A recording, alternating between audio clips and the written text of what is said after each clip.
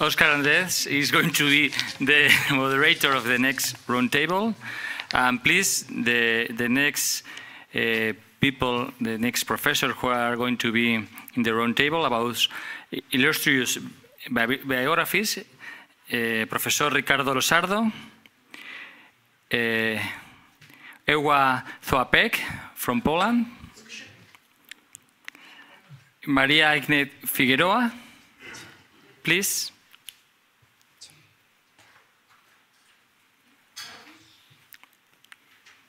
I don't know if Juris Salax is here. And this is for you. Thank you.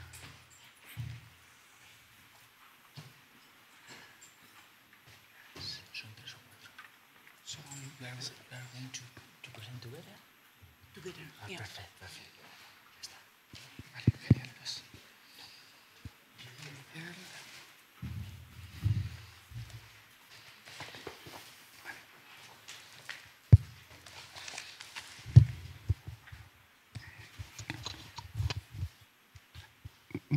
Buenas tardes a todos. Vamos a dar comienzo a esta última mesa. Empezamos con Ricardo Losardo, que viene de la Universidad de El Salvador, Argentina.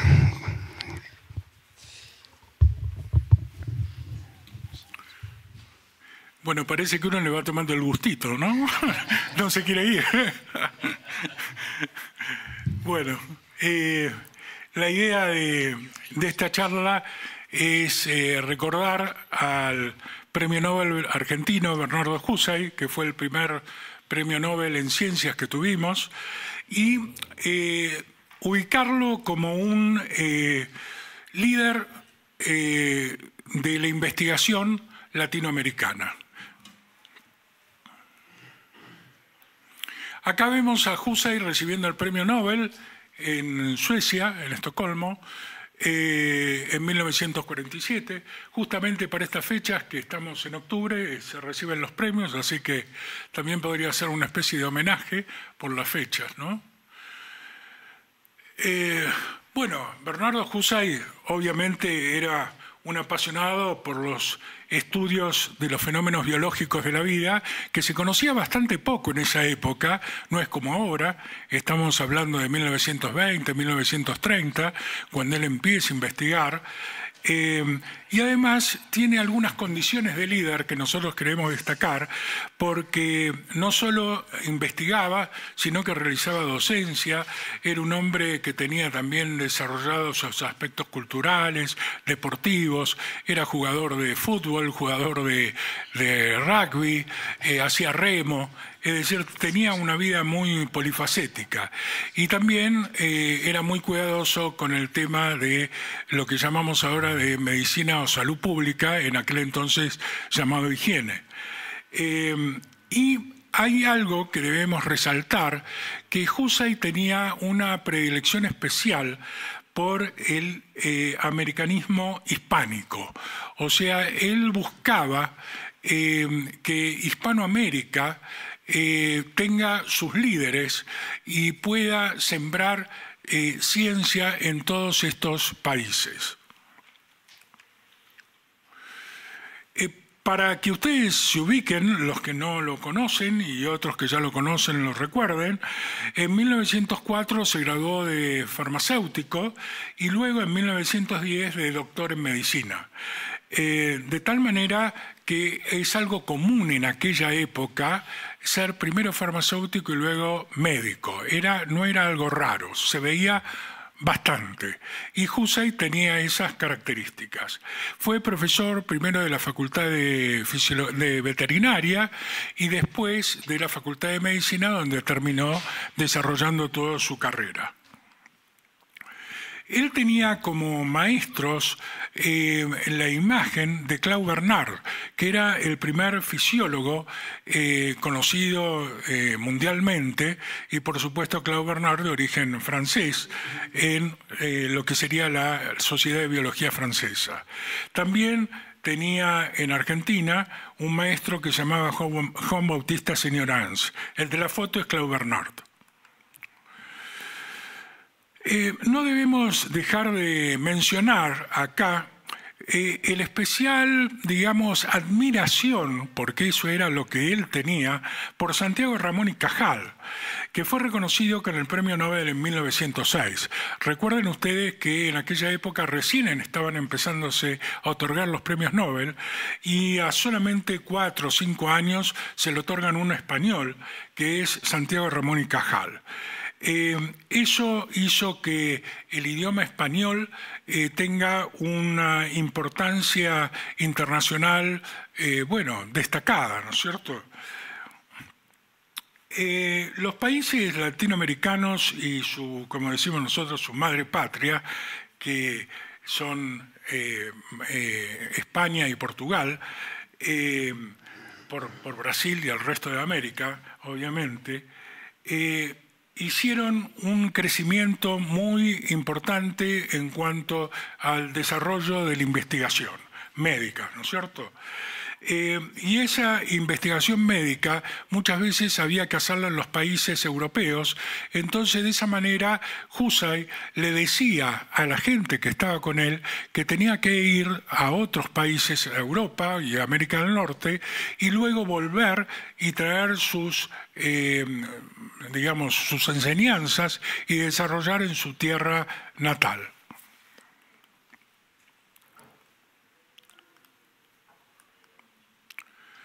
Otro de los personajes que también rodearon la vida de Husay fue nada menos que Pío del Río Ortega, que fue un candidato a premio Nobel, que era discípulo de Ramón y Cajal y que formaba parte también de la Sociedad de Biología Española y que estuvo viviendo en Argentina durante un tiempo y en el cual tuvo mucha relación con Husay. Hay algo que debemos destacar, que nosotros hablamos mucho en cada uno de los países de lo que se llama, el homólogo sería el CONICET, ¿no? El Consejo Nacional de Investigaciones, Ciencias y Tecnológicas, que tienen casi todos los países. Bueno, hablando de liderazgo, Husay, debemos mencionar que en la época inicial no había CONICET, pero Husay inventó la Asociación de Progresos de la Ciencia, Asociación Argentina del Progreso de la Ciencia. Y esta asociación buscaba gente, fisiólogos, químicos y físicos, médicos, que estén interesados en la investigación fisiológica, en los avances de la medicina, les pagaba una beca para hacer su experiencia en el exterior y luego los traía. De esa manera, ojo, está también Leluar, que fue premio Nobel nuestro, y también César Milstein. César Milstein, otro premio Nobel en 1984, y en 1970 Leluar. Ellos dos fueron becados por la Asociación Argentina del Progreso de la Ciencia. Para que ustedes vean por qué estamos hablando de que hay un liderazgo de Husay, esto es lo que hizo Husay. La cantidad de nombres que vemos acá es impresionante porque son los top, las personas más importantes en cada una de estas materias, en biología, ingeniería, química, física, matemática, microbiología y en medicina. Y no dejaba aparte lo que sería el jornalismo, o sea, la prensa. ¿Para qué? Para poder difundir esta comunicación y poder avanzar y conseguir fondos para hacer estos proyectos. Es decir, era un verdadero empresario científico desde ese punto de vista. Acá tenemos también toda esta lista y como decía Carlos Silva, que era su columnista y el encargado de hacer la propaganda, decía, todos son como pequeños pollos que hace el incubador a Husay y aquí están cada uno de ellos. Algunos de sus discípulos, por ejemplo, como Christian Dosne, acá la vemos, algo especial, Christian Dosne había, para que se ubiquen ustedes en la época, había nacido en París y luego se fue a estudiar a Canadá, a hacer bioquímica y medicina experimental. Y de Canadá, de la Universidad de McGill, en 1942 fue aceptada porque ella quería ir al laboratorio de Husay, fue aceptada y Husay digamos, estuvo trabajando con ella. Luego Dosne se quedó en Argentina, allí se casó con otra persona más que se llama Pasqualini, que estaba trabajando también con él. Leloir, ya habíamos hablado antes, en 1932, que recibió el premio Nobel. César Milstein también, 1984. Y a los 69 años Husay se jubila de la Universidad de Buenos Aires, donde había estado a cargo de la cátedra de Fisiología en 3 periodos distintos, 1919 a 1943, de 1945 al 46 y del 55 al 57. Pero fuera de esos periodos siempre estuvo activo, es decir, cuando no estuvo en la Universidad de Buenos Aires estaba en otro lugar trabajando. Y así se fundó el CONICET en 1958 y él fue el presidente del CONICET hasta que se murió. El CONICET tenía la particularidad que él decía que un investigador tiene que estar a full time, a tiempo completo. Y de esa manera se profundizó el estudio y el desarrollo de las ciencias en Argentina. Husay recibió alumnos de varios lados. Acá tenemos de varios países, de Latinoamérica, de Norteamérica y de Europa. Y acá están los países. Llama la atención que de Latinoamérica el grupo más importante fue de Brasil. Y esta es la última foto que tengo para compartir con ustedes, es la casa donde vivió Bernardo Husay, que actualmente es un museo en la ciudad de Buenos Aires, y allí vemos la fachada externa, la parte interna, ahí está el hall, y en el último lugar vemos la biblioteca donde él escribía sus artículos científicos. Bueno, por supuesto hay mucho más, pero son solo 10 minutos. Muchas gracias.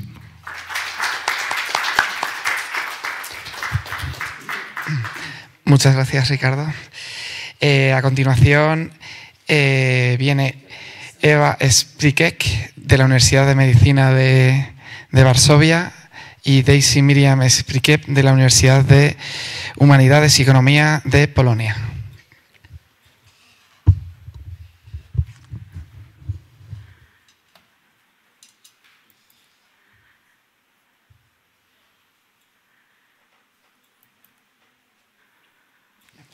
Good evening, everybody. We are really touched now, and because we are extremely happy being with you here. Thanks for the organizers for the invitation, and thanks to you, audience, for being with us. It's really great pleasure, and it's really honor for us to be with such audience and so many people we didn't expect. You know, we expect 1-2 person, and you are with us here. So that's why we want to present for you together. And I will be the narrator, and she will be the main voice of presentation. So let's start. The subject we want to present to you is my beloved sister, and simultaneously one of the first women gynecologists in the world, certainly in Poland, Bronisława Skłodowska, the beloved sister of Maria Skłodowska-Curie. Warsaw, 1885, the Russian partition sector of Poland, women cannot study. It was here in the building in Freta, 16th Street in Warsaw, the one of the left with balcony, that the Skłodowski family lived. The Skłodowski family, a Polish nobleman, the Węga coat of arms, teacher, biologist, publicist, translator, and mother, maiden name Boguska, noblewoman, axe coat of arms, teacher. She died, as you see, in 1878 due to tuberculosis, and the latter was to bear heavily on the life of her daughter Bronisława Dłuska. After her mother's death, the barely 14 years old Bronisława, they called her Bronia, gymnasium pupil, took over her mother's duties. She took care of her father and her siblings, so to the family budget, and gave private lessons. 1886 picture, almost the same year as one you saw already. Here Maria is standing with her hand on Bronisława's arm. Both sisters wore short hair, cut to emphasize the independence and emancipation. The picture was gifted to a friend with an inscription. To an ideal positivist from positivist idealist. What joined the sisters was not only sisterly love, but mutual devotion, support, and assistance. Perhaps the most beautiful manifestation of that mutual devotion was the agreement that they came up to. Bronia will be the first to go to the university, while Maria will work and send her sister money for maintenance in Paris. Once Bronia graduates, she will take up work, bring Maria to Paris to study at the Sorbonne. The first women were admitted to study medicine at Sorbonne in 1866.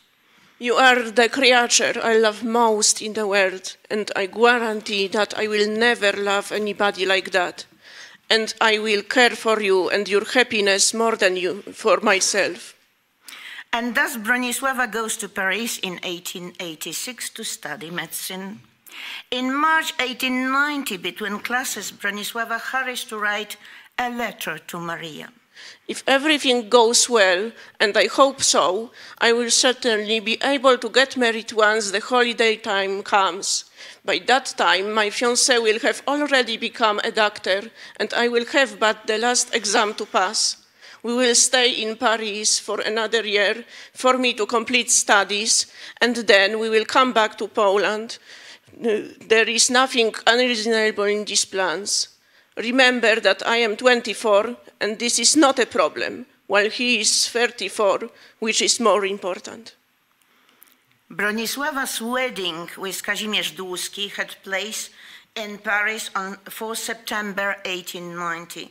The wedding gathered the whole family, father and Maria included.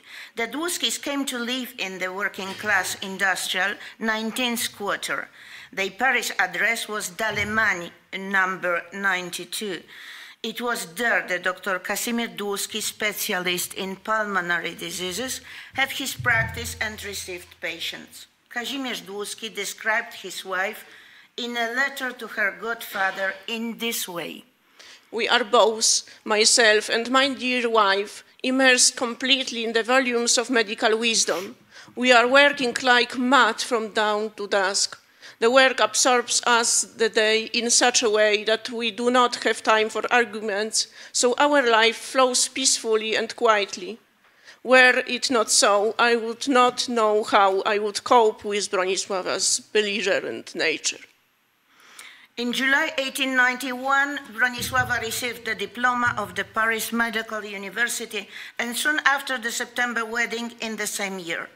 The child expecting Bronisława went to Warsaw to bring Maria to Paris, as the sister agreed. The academic year at the Sorbonne began in November. In the picture, you see Bronisława and Paris University. At that time, Bronisława and Maria studied. Bronisława completed studies in Paris in 1894, studying under famous Adolphe Pinard, who, among others, pioneered modern perinatal care, was promoter of breastfeeding and inventor of obstetric stethoscope. You see here Pinard, they call it Pinard horn. Pinard's fetal monaural stethoscope made circa, on the picture, circa 1870-1920. And in 1894, Bronisława defends her PhD extrêmement bien in exactly that subject.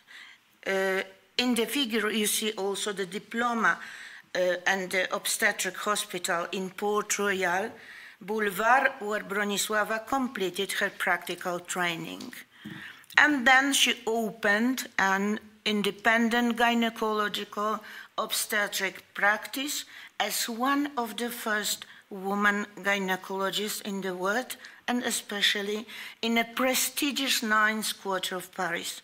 The 1834 picture of the quarter you see here, and at the time the name of the street was Rue Oliver, and the outline of Paris of 1920, and also a contemporary view on the right corner of the building number 39th Chateaudoin Street.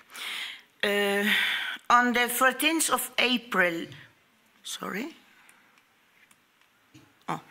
on the 14th of April of 1892, the first child of the Dłuskis was born, their daughter Helen, called Lou, later a famous mountain climber, and on the 7th of June, 1898, their son, George, or in Polish Jerzy, was born.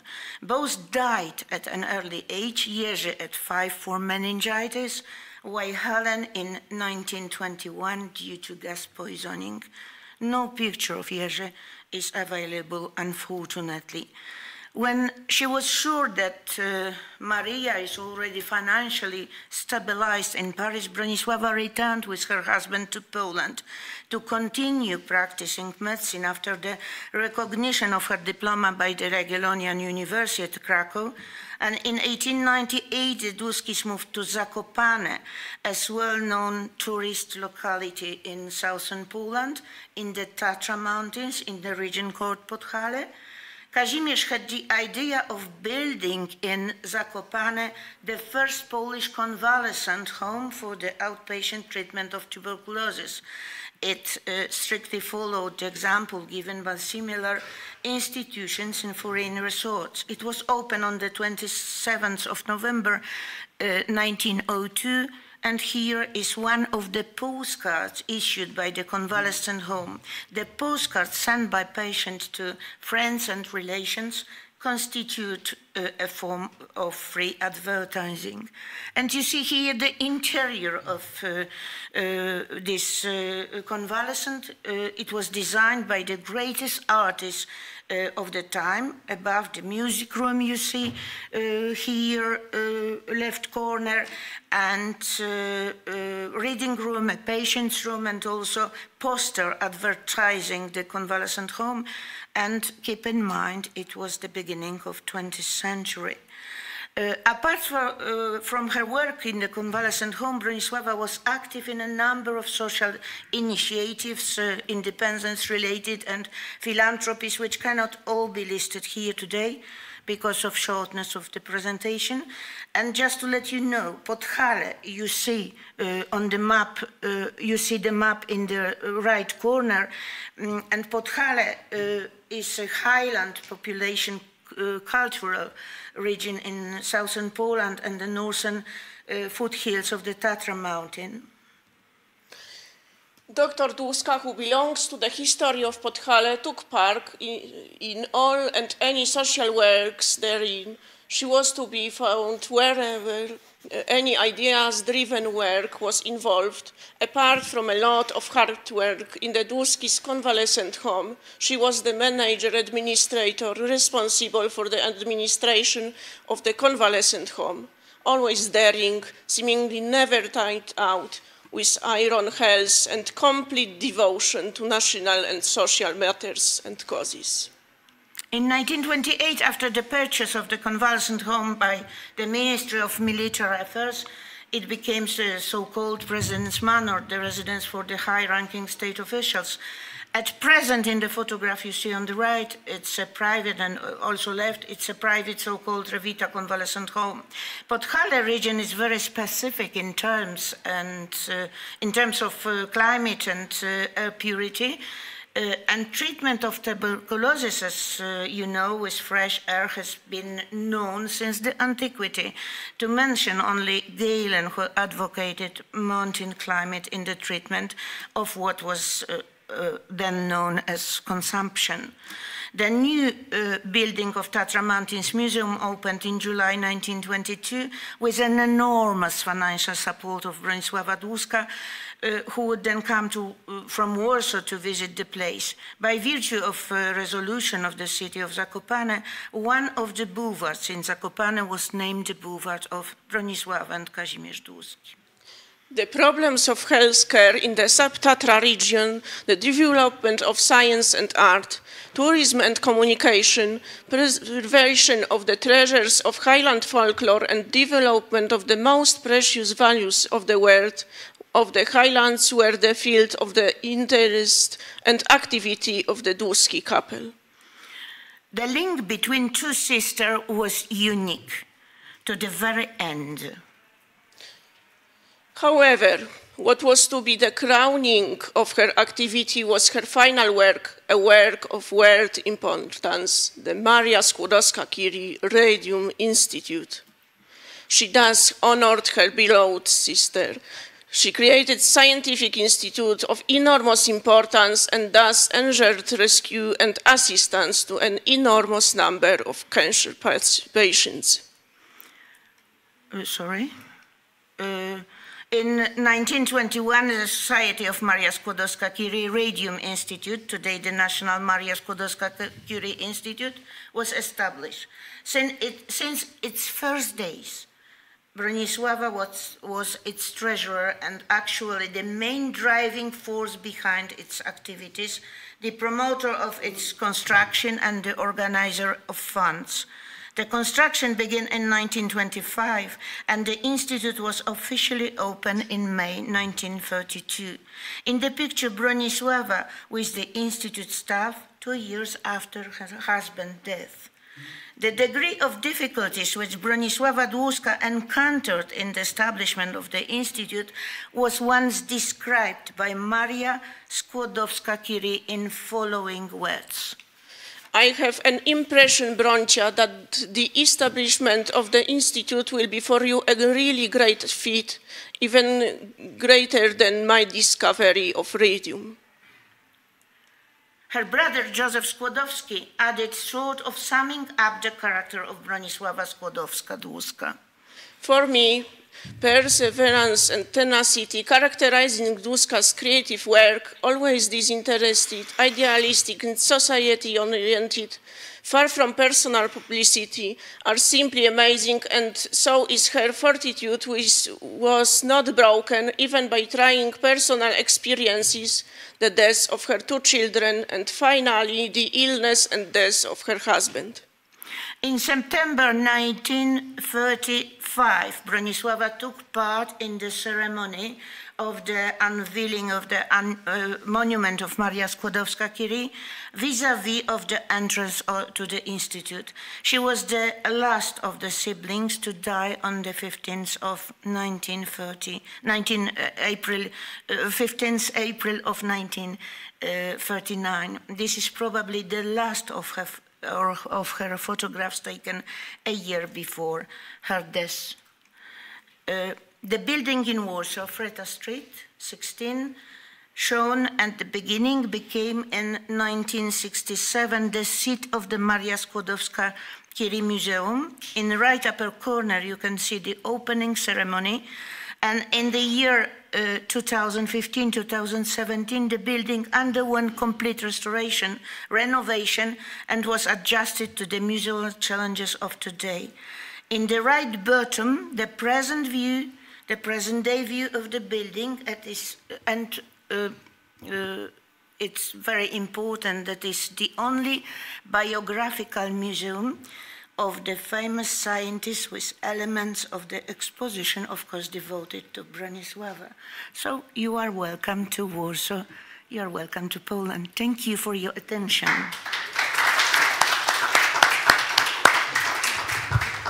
Thank you so much. A continuación tenemos a María Ignez Figueiredo, perteneciente al Instituto Brasileño de Educación de la Mente.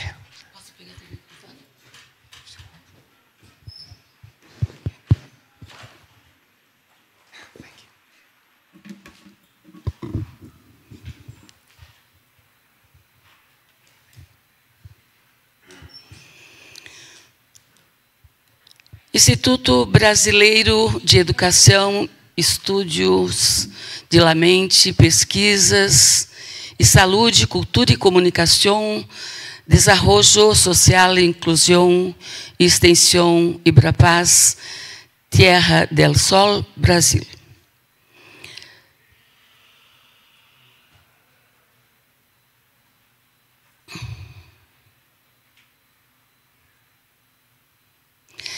Quero inicialmente saludar e agradecer a Deus por este momento em nossas vidas e também saludar a todos os congressistas presentes.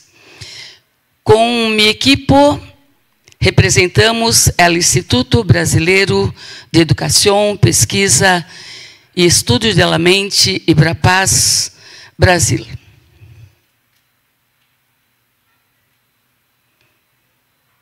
Opa! Mi tema, Al-Biruni, Medicina e Farmacologia Islâmica, Sabedoria, Misericórdia e Ciência del Pensar. Por que Al-Biruni? Muitos homens poderiam ser referenciados por uma educadora brasileira e investigadora desta fantástica história da medicina. Preferi, por admiração infinita e afinidade conceptual, trazer Al-Biruni, el maestro por excelência.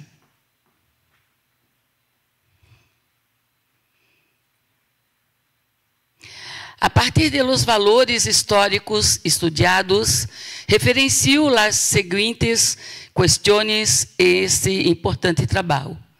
Breve relato histórico.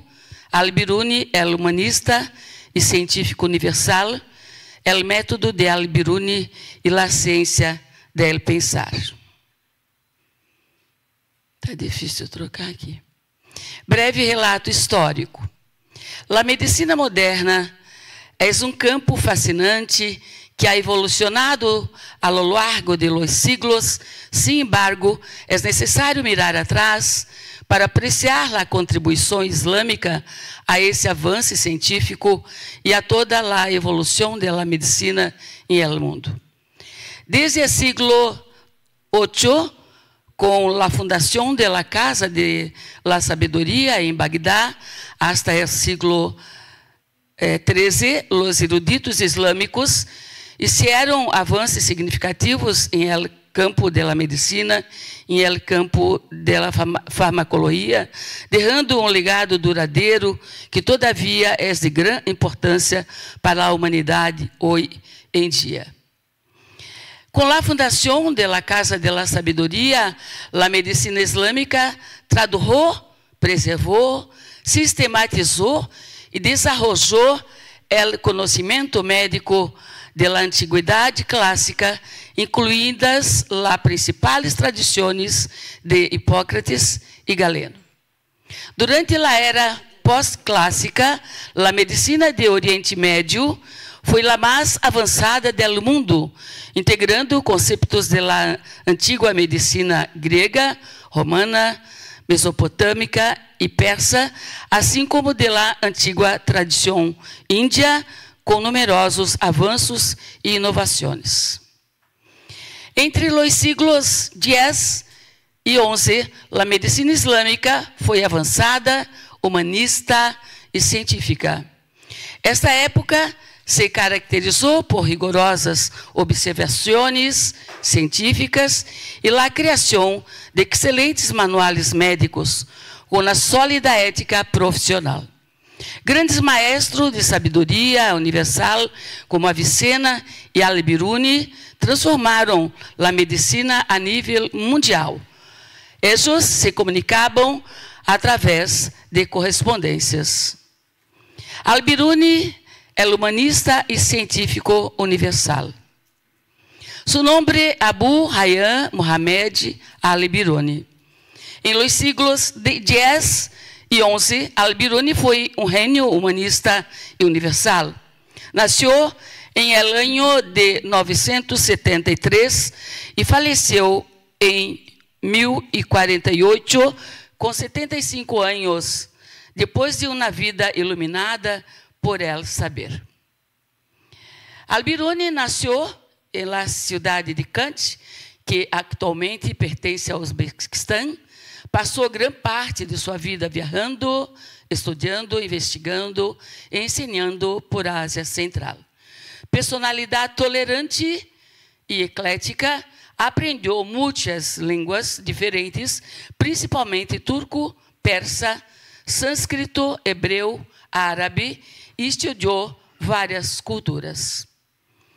Al-Biruni foi astrônomo, botânico, geólogo, farmacólogo, estudou medicina, matemático, geógrafo, físico, historiador, filósofo, poeta e humanista. Dejó contribuições inestimables a la medicina, a la salud e a la salud de la mente del ser humano por meio de estudos, investigações e traduções. A sabedoria de Al-Biruni transcendeu o conhecimento de sua época. Ele teve interesse multidisciplinário, integrou a ciência médica, a filosofia e a observação prática e promoveu estudos profundos sobre a enfermidade e a saúde.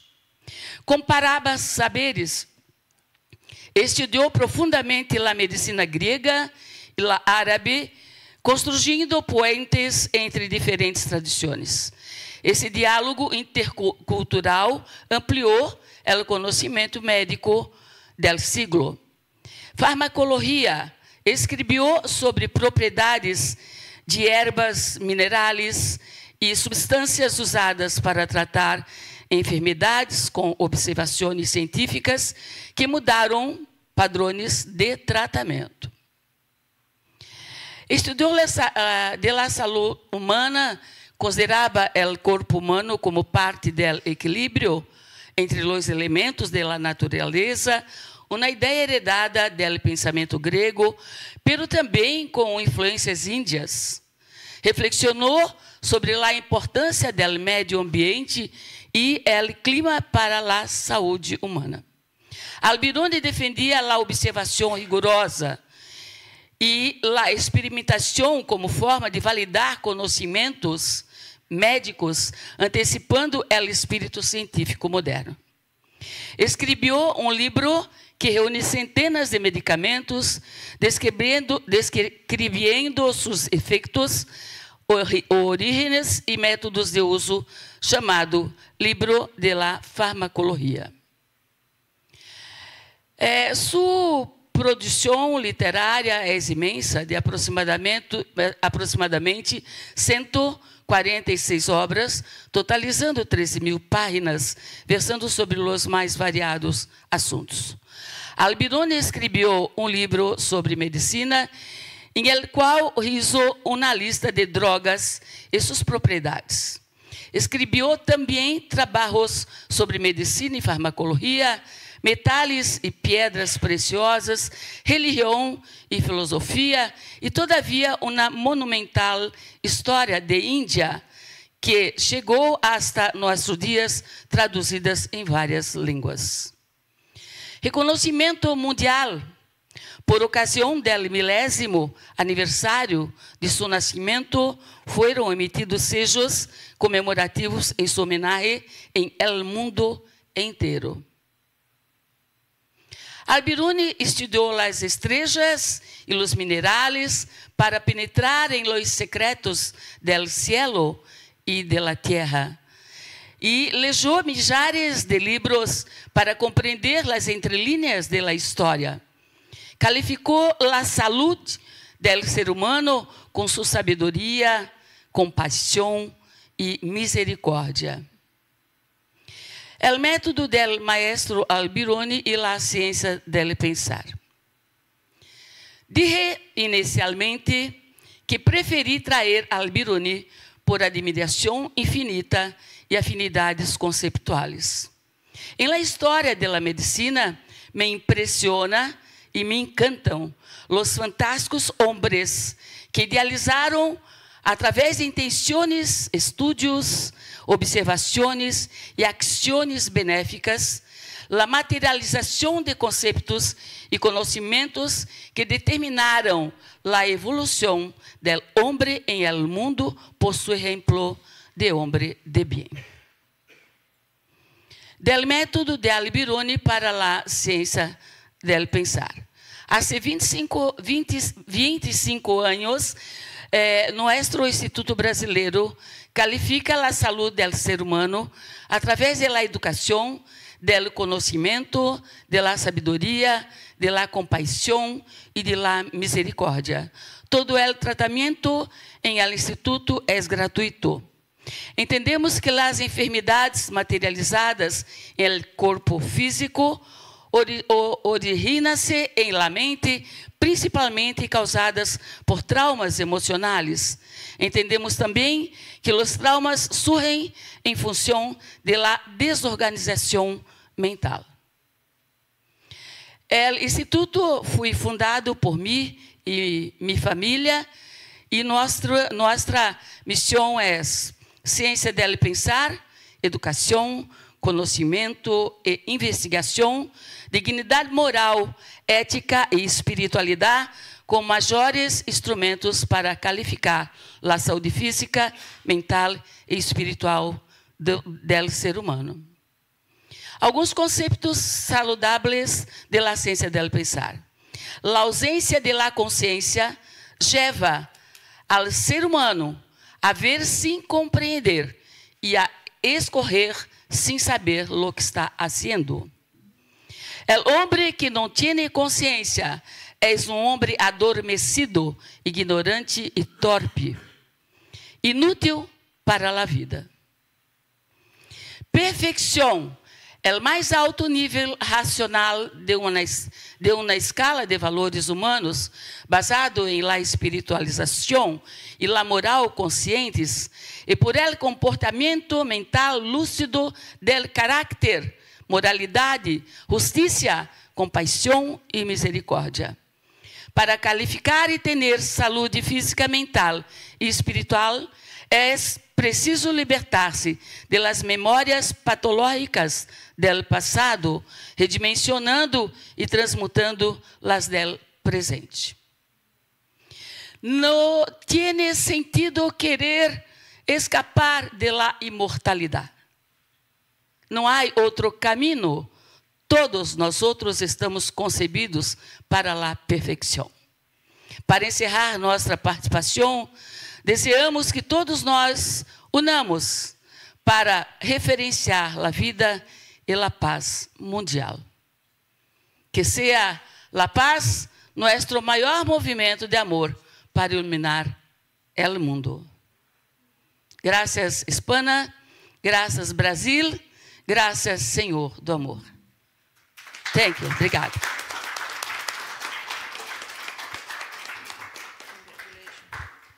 Bueno, muchas gracias, doña María Inés Figueredo. Ahora pasamos al turno de preguntas. No sé si alguien quiere... Vale.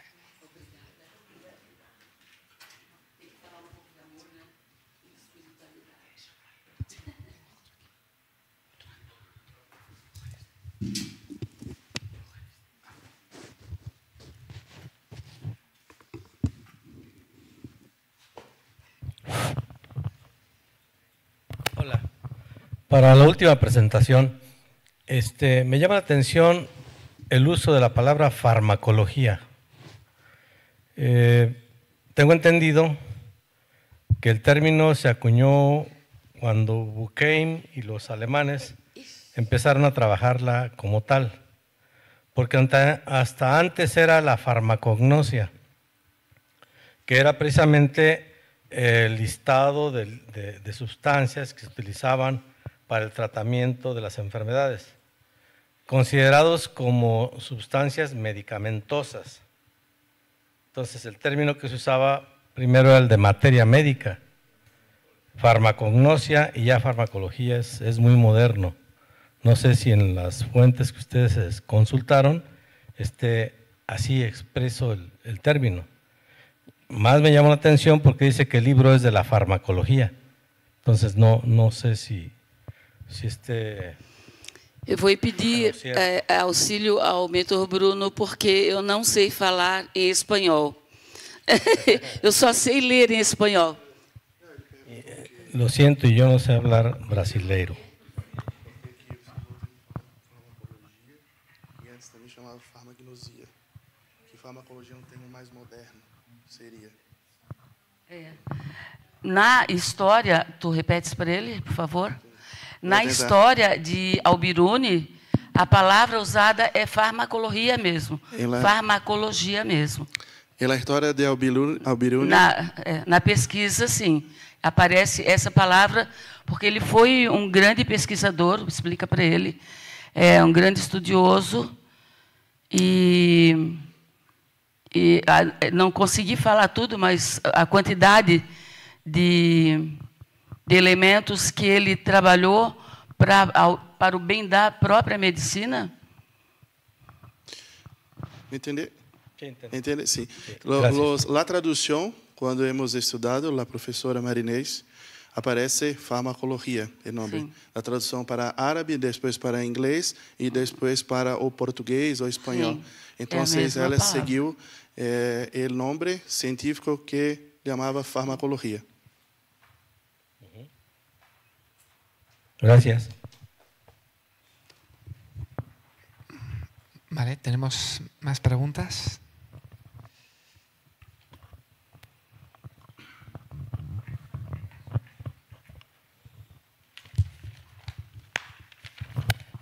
Muchas gracias por las presentaciones.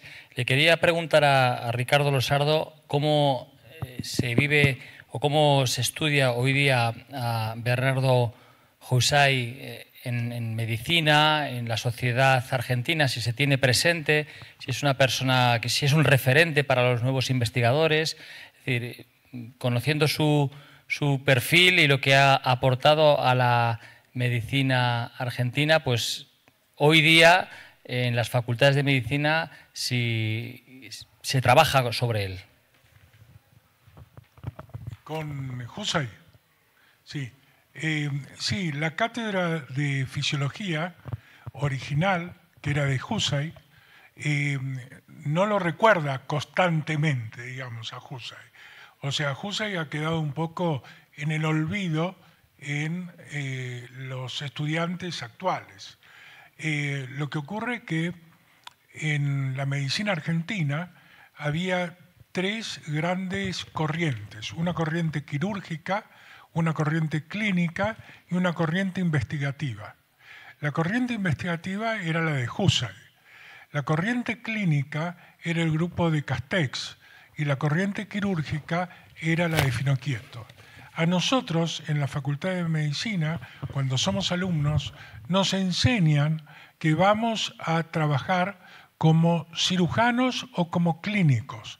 Entonces nos dan prioridad a las biografías de los cirujanos y de los clínicos y se olvidan de los investigadores como Husay y como Leloir y como Milstein, que dieron 3 premios Nobel, pero ningún cirujano fue premio Nobel ni ningún clínico fue premio Nobel. Entonces, es verdad, hay una disociación en el recuerdo de lo que hizo Husay en el ambiente médico. Pero bueno, creo que es fundamentalmente porque es investigativo. Ahora, ojo, en el mundo de la investigación, que es la gente del CONICET, ellos reconocen a Husay como un hombre de primer valor y no conocen a el ámbito quirúrgico ni el ámbito clínico. O sea que está, digamos, separado uno de otros.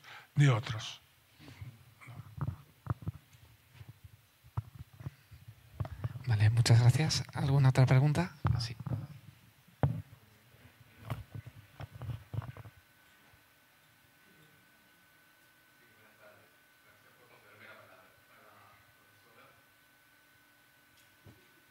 Para la profesora Figueredo, mencionó que el instituto que usted lleva es gratuito.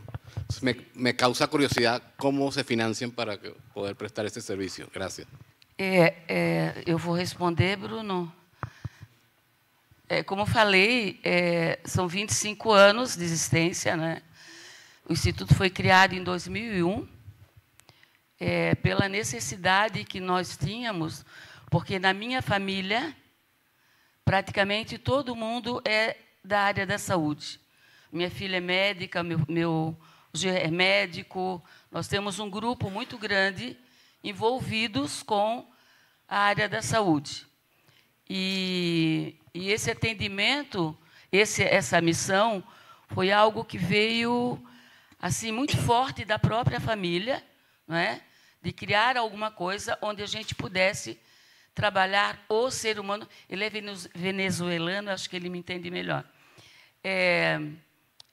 Foi um objetivo de fundar alguma coisa que a gente pudesse não tratar as pessoas fisicamente, mas principalmente emocionalmente, psicamente, da própria mente, essa doença mental que o povo, que a sociedade, que o mundo está doente, não é? Você pode conseguir em todas as especialidades médicas. Hoje a medicina está muito avançada e você consegue, né, buscar um tratamento para aquele que consegue também chegar em bons tratamentos, né? Mas tem alguns que não conseguem chegar em bons tratamentos.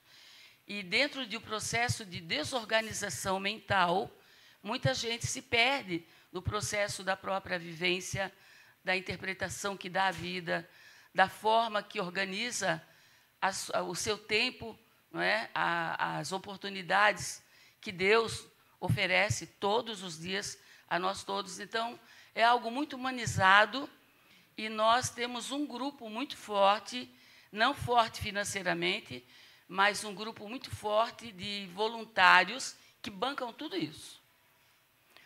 No final de semana que nós internamos praticamente 200 pessoas para fazer esse tratamento. Nós temos um número expressivo de médicos, de psicólogos. Não temos só psiquiatras, porque até eu conversei esses tempos com o Jorge, porque ele é psiquiatra, né? Vocês não precisam de um lá, né? Eu disse, não, a gente não trata com medicamento.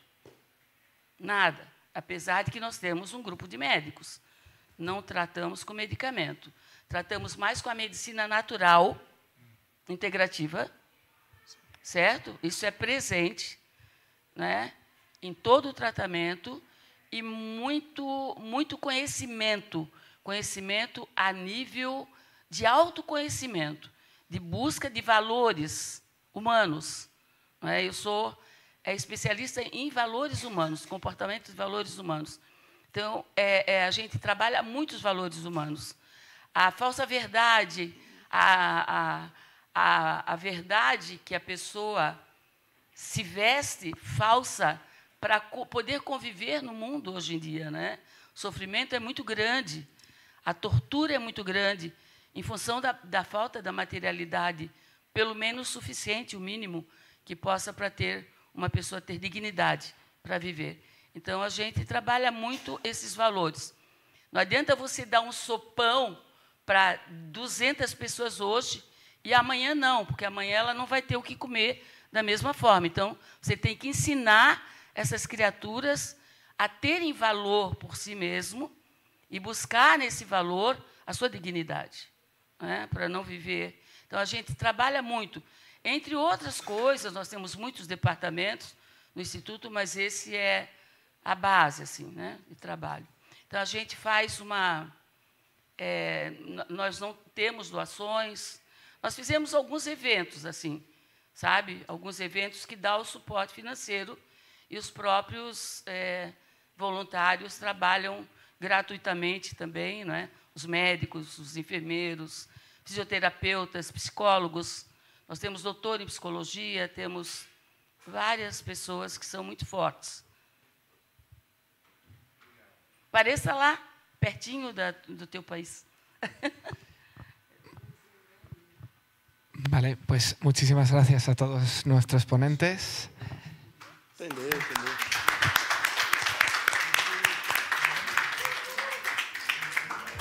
Queria ver se eu tivesse traduzido. Thank you all very much. With this brilliant roundtable, we conclude our second day of the meeting. Now we have the gala dinner. For those who are going to the gala dinner, please, we will meet in 10 minutes at the entrance of this building, because we are going to go walking. It's a 20 minutes walk. Yes, it's a 20 minutes walk. Please, we will meet in 10 minutes at the entrance of this building. It's a 20 minutes walk to the restaurant. Thank you very much, and see you in the gala dinner.